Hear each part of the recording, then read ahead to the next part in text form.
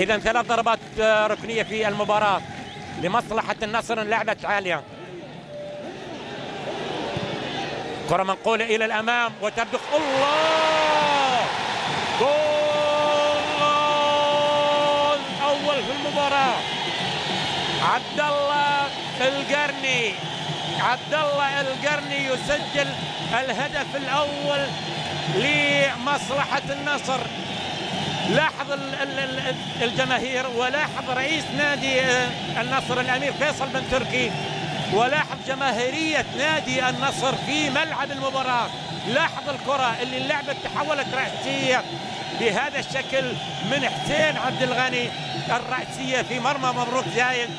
والآن النصر يتقدم بالهدف الأول، هدف أول في المباراة لمصلحة نادي النصر.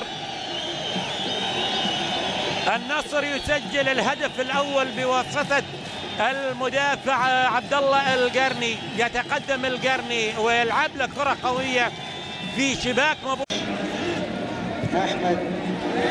وكرة سريعة لمصلحة النصر، انفراد وجول. جول، تعامل رائع مع الكرة بهدوء لا مثيل له في اللقطة السابقة، وبفرحة كبيرة من الرئيس وبفرحة كبيرة من الأنصار والمشجعين يأتي هدف جميل الحقيقة، وهدف يتعامل مع اللاعب النصراوي محمد السهلاوي. عرف كيف يتعامل مع الانفراد الحي. شوف مرة أخرى، لاحظ مرة أخرى، لاحظ البينية المتقنة التي تصل بهذا الشكل.